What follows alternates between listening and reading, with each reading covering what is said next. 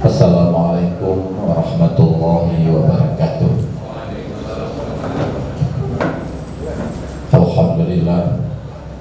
Allahumma shalli ala sayyidina wa maulana Muhammad wa ala alihi wa sahbihi ajma'in. Yang kami muliakan, kami hormati rekan-rekan wartawan yang telah hadir di posko Tauhid Tasawuf ini. Terima kasih banyak atas kedatangannya.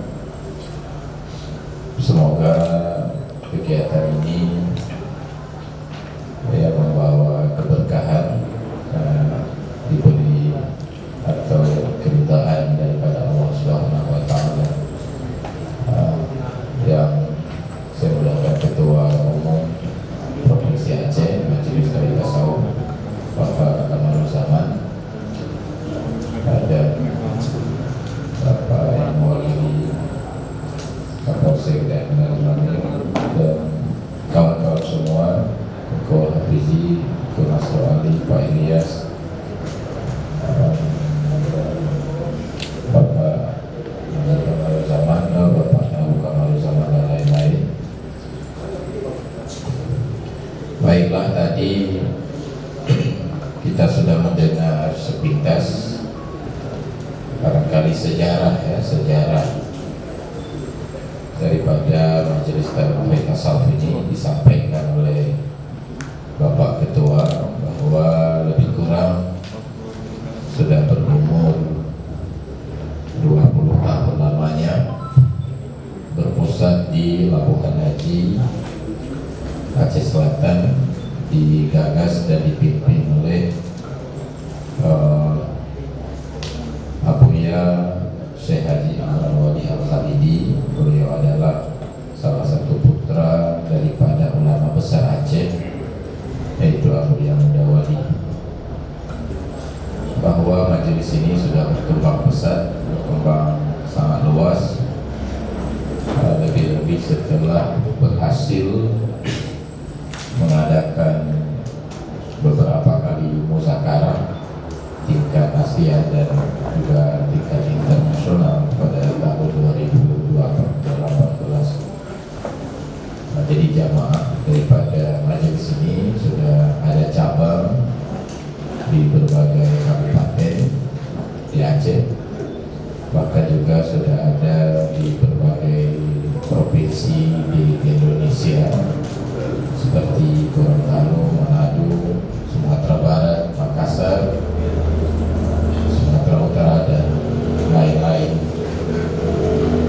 Jamaah juga ada sampai di luar negeri. Jadi sudah meluas perkembangan daripada Majelis Tauhid Tasawuf ini. Tetapi di Aceh, majelis ini ada sedikit hambatan, Pak. Sedikit hambatan atau perbedaan pandangan dari kalangan ulama-ulama di Aceh mengenai apa yang diperjuangkan atau yang dibenarkan oleh, atau pemahaman yang disampaikan oleh Abuya Amran Wali. Dan perlu juga kami sampaikan bahwa majelis ini sama seperti kebanyakan majelis atau organisasi keagamaan di Aceh, yaitu bermazhab akidah Ahlussunnah wal Jamaah, dan juga bermazhab dalam fikih, bermazhab dengan mazhab Imam Syafi'i.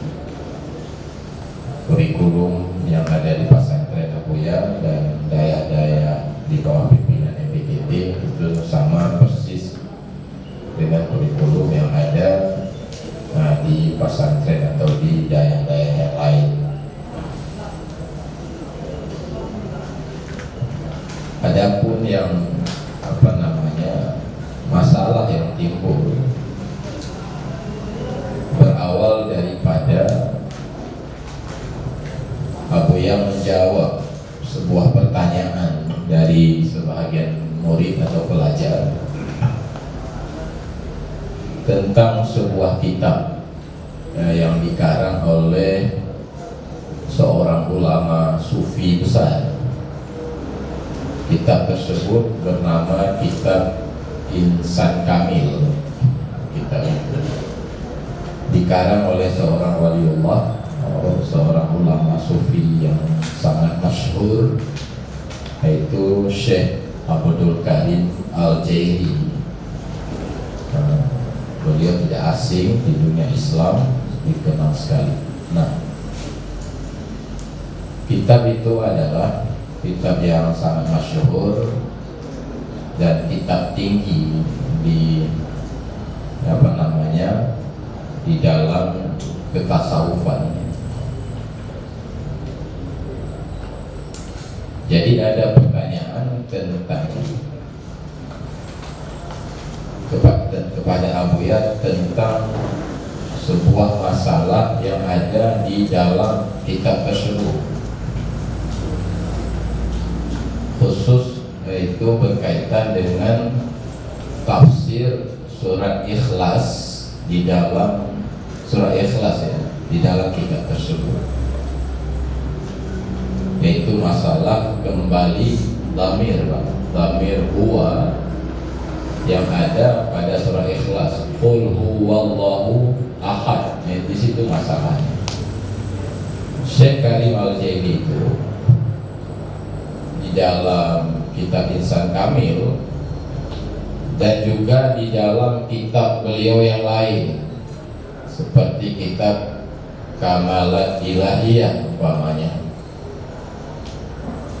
itu berbeda dengan tafsir-tafsir yang sudah ma'ruf, yaitu huwa yang ada pada surah Ikhlas itu beliau kembalikan kepada insan kamil. Berbeda dengan tafsir-tafsir yang muktabar seperti yang sudah tafsir-tafsir yang kita pelajari di pesantren. Artinya Syekh Karim Al-Jaili melalui tafsir surat Ikhlas itu menjelaskan pemahaman tentang hakikat, sehingga Pak berbunyilah surat itu, surah Ikhlas itu, katakan olehmu dianya insan itu adalah Allah. Nah, itu bunyinya. Itu ditulis oleh Syekh Karim Al-Jaili. Pertanyaan dilemparkan kepada Abuya seputar itu. Nah, Abuya menjawab, dan kemudian juga beliau tulis jawaban itu dalam sebuah buku kecil bahwa itu adalah benar, kata Abuya. Seperti yang ditulis oleh ulama sufi itu benar, kata Abuya. Tetapi bukan seperti tersurat. Artinya tidak bahwa insan itu sudah berubah menjadi Allah, bukan begitu maksudnya. Walau secara lahiriah tertulis katakan olehmu insan itu adalah Allah. Sama sekali bukan maksudnya bahwa insan atau alam sudah berubah menjadi Allah. Insan tetap insan, Allah tetap Allah, sebagaimana yang sudah kita pahami. Itu adalah apa? Martabat atau tingkatan tauhid itu sebetulnya. Karena tingkatan tauhid itu dijelaskan dalam banyak kitab, baik itu kitab Ihya Imam Al-Ghazali, kitab Arba'in fi Usuluddin, dan kitab Syairus Salikin, dan banyak lagi, bahwa tauhid itu ada tingkatan-tingkatannya. Ada beberapa tingkatan, ada 3 lah lebih kurang secara garis besar. Ada namanya tauhid awam, yaitu kepercayaan kita adanya Tuhan bernama Allah, keyakinan kita kepada Allah hanya sebatas kita meyakini itu saja. Artinya kita paham ada Tuhan bernama Allah, punya sifat-sifat sempurna, punya sifat-sifat yang wajib. Itu tauhid, itu namanya tauhid akidah, tauhid awal. Itu penjelasan dalam berbagai kitab yang ditulis oleh para ulama. Ada namanya tauhid khawas, lebih tinggi lagi, yaitu yang ketiga ada tauhid khawasul khawas. Gambarannya adalah pada tauhid khawasul khawas ini, seseorang yang sudah sampai kepada martabat tauhid khawasul khawas itu, dia melihat tidak lagi ada wujud selain wujud Allah. Adapun alam semesta ini adalah limpahan daripada wujud Allah, atau dengan kata lain wujud yang tidak berdiri sendiri, tidak qiyamuhu binafsi. Tapi yang qiyamuhu binafsi itu hanya satu, yaitu Allah Subhanahu wa ta'ala. Selain Allah itu bagaikan wujud bayangan, jadi tidak mandiri, dia adalah bergantung pada wujud Allah. Nah, orang mukmin yang kamil yang bertauhid pada martabat ini, dia tidak memandang lagi ada wujud selain wujud Allah. Wujud yang lain itu sebagaimana dijelaskan oleh Syekh Abdul Rauf As-Singkili atau Syekh Kuala, wujud yang tidak istiqlal, yang tidak berdiri sendiri. Ada beberapa kitab memberi contoh, Pak. Ada beberapa kitab, di antara lain kitab Lataiful A'lam, diberi contoh seperti wanita-wanita Mesir yang berada di hadapan Nabi Yusuf. Itu saat itu, Pak, mereka tidak lagi memandang, bahkan lupa termasuk kepada dirinya, lupa. Mereka hanya memandang satu wujud, yaitu wujud Yusuf. Dalam ingatannya hilang, termasuk wujud dirinya hilang ketika melihat, berhadapan dengan keindahan, kecantikan atau kegantengan Nabi Yusuf, sehingga pisau masuk ke dalam tangan mereka, tidak ada lagi rasa sakit, karena mereka saat itu tidak lagi memandang wujud termasuk wujud dirinya. Itu gambaran untuk mendekati paham, diberi contoh oleh para ulama tentang tauhid ini. Nah, tauhid itulah yang dimaksud dalam kitab Insan Kamil. Insan itu adalah Allah. Insan dalam arti yang sudah hilang wujud dirinya di dalam wujud Allah. Itu dalam kitab yang lain dikatakan bahwa itu istilahnya fana di dalam zat namanya. Nah, itulah bapak-bapak yang menurut Abu Ya Amran Wali, artinya beliau membenarkan apa yang ditulis oleh kitab tersebut. Dan ini sangat penting dipahami bahwa di dalam Abu yang membenarkan itu tidak ada satu jamaah pun yang sudah sesat, Pak. Ya, termasuk wartawan yang hadir hari ini dengan mendengar ini tidak akan berubah menjadi sesat. Jadi jamaah hingga hari ini sudah 20 tahun didirikan organisasi, umpamanya tidak ada yang sesat dengan Abu Ya kan, membenarkan apa yang tertulis di dalam itu. Ini penting dipahami. Kenapa saya katakan penting? Karena sebahagian kita ini selalu menyebut ini sesat orang awam, ini sesat orang awam, ini bahayanya sesat orang awam. Tidak ada yang sesat dengan sebab Abu Ya membenarkan itu. Nah, timbul masalahnya apa adalah dari sebahagian ulama, bahwa sebahagian itu mengatakan dengan Abuya membenarkan kalimat insan itu kembali kepada Allah, ya kan? Mereka memahami dan akhirnya menuduh bahwa Abuya Amran Wali sudah menuhankan insan. Nah, itu yang dituduh pada beliau, dan itu sudah lama, Pak, sudah beberapa tahun yang lalu. Tuduhan inilah yang akhirnya berkembang. Beberapa waktu yang lalu hanya perkembangannya hanya perbedaan pendapat, tidak sampai kepada ada benturan-benturan di lapangan. Tapi 2020 ini perbedaannya sudah sampai kepada bukan hanya lagi perbedaan, tapi sudah terjadi benturan-benturan di lapangan, sudah dihadang, sudah dikejar, dan sudah dilempar orang-orang MPTT, sebagaimana kita lihat perkembangan di Abdiya, di Aceh Selatan, dan di tempat-tempat yang lain. Jadi ada para pemuda yang melempar itu, saat melempar kadang-kadang menyebut begini, orang murtad lempar. Jadi mereka itu jihad, nggak salah juga, Pak. Jadi melempar mobil kita, menurut mereka itu mereka jihad, karena yang dilempar adalah orang yang mempertuhankan Nabi Muhammad. Jadi ini yang perlu kami sampaikan, bahwa alhamdulillah kita masih berjalan aman, artinya nggak ada yang sudah merusak akidah kita. Kita masih berakidah Ahlussunnah wal Jamaah. Kita masih bersyariat, Pak, karena juga dituduh sudah meninggalkan syariat Nabi.